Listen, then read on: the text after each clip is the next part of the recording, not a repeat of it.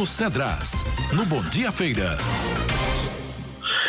Bom dia, Fernando Moreira, Dilson Barbosa, Ana Paula, Bárbara, Miro Nascimento, toda a equipe pelas ruas da cidade, a você, querido amigo ouvinte do Bom Dia Feira. Pois é, ontem nós tomamos conhecimento de um fato inusitado, preocupante, quando logo pela manhã, por volta de 10, 11 horas, ao sair do Palácio Alvorada se dirigindo ao Planalto, o presidente, junto a apoiadores, saiu com uma denúncia grave, gravíssima, que foi: olha, não sou eu que estou dizendo não. O Tribunal de Contas da União disse, Tribunal de Contas da União, que metade das mortes por Covid no Amazonas não foram mortes por Covid. Isso é uma coisa alarmante, preocupante sob todos os aspectos, essa denúncia do presidente da República, nosso querido Jair Bolsonaro. Grave, gravíssimo. Ouvintes, vejam bem o que aconteceu logo após, em menos de 2 horas, o Tribunal de Contas da União, simplesmente assim: é mentira essa informação. Jamais o Tribunal de Contas da União emitiu um parecer sobre a questão de quantitativo de saúde em qualquer estado ou cidade brasileira. Desmentiu o presidente no mesmo dia, 2 horas e poucos depois, e aí a gente vai continuar confiando no presidente depois de dar uma barrigada dessa aí dita para o tribunal? Mentira, não disse, não, se enganou, se equivocou, não. Foi uma coisa tão estúpida que um órgão ligado ao governo federal desmentiu o presidente da República. Bem, falto isso atrás, porque não pode passar em branco e não pode ser um caso fortuito. Isso seria um escândalo a nível mundial que abalaria os alicerces de uma democracia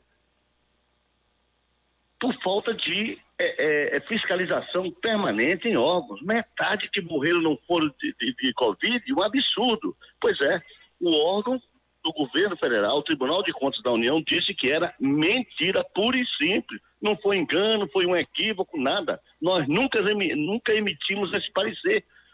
Então, eu digo isso a vocês para que a gente tenha muito cuidado com tudo que houve, das autoridades, nas redes sociais, de um modo geral, onde há uma gama grande de informações levadas por interesse dos mais diversos, por paixões exacerbadas, que eu não sei como é que as pessoas se apaixonam, têm ódio de político, e eu digo sempre, nenhum deles merece qualquer dos dois sentimentos, que só faz a pessoa sofrer.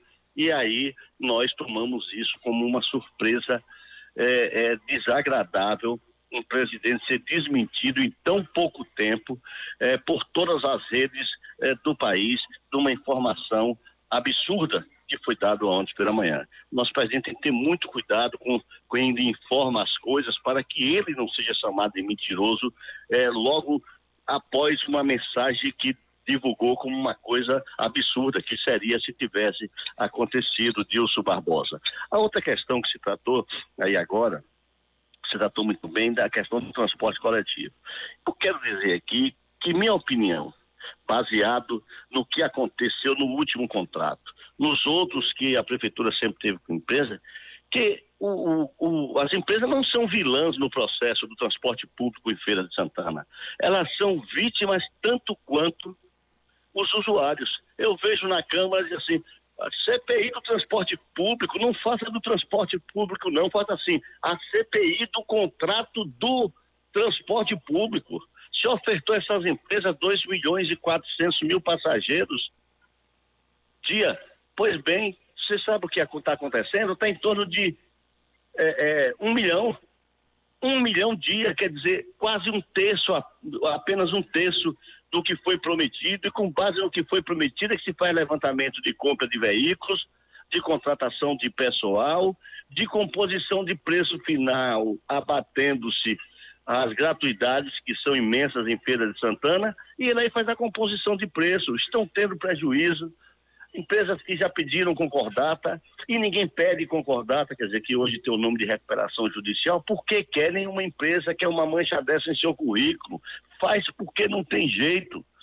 elas diminuem os ônibus, porque os ônibus já não adiantam mais, porque ninguém frequenta os ônibus. As razões essas que tem que ser pesquisadas, e não precisa nem de CPI, se precisar que se crie, mas se cria aqui com um viés político equivocado, muito míope, de dizer do ônibus e pensar que o ônibus é o frequentador de gabinetes, de vereadores, de políticos e daí por diante para dar recursos de presente. Não! Tem que verificar o formato das licitações feitas, Dilson Barbosa. E digo a você, amigo, a gente tem experiência no setor público. Brizola, quando entrou no governo do Rio de Janeiro, numa frota de 4.000 ônibus na época, ele confiscou os ônibus e suspendeu as empresas e colocou lá para se tomar conta dos ônibus. Sabe o que aconteceu? Devolveu 3 anos, 2 anos e pouco depois, uma frota sucateada com pouco menos de 2.000 veículos funcionando, todos quebrados, com motor roubado e daí por diante. Então, o setor público não é um bom gestor para tudo que se faz. Eles devem ser aqueles que coordenam as ações de governo.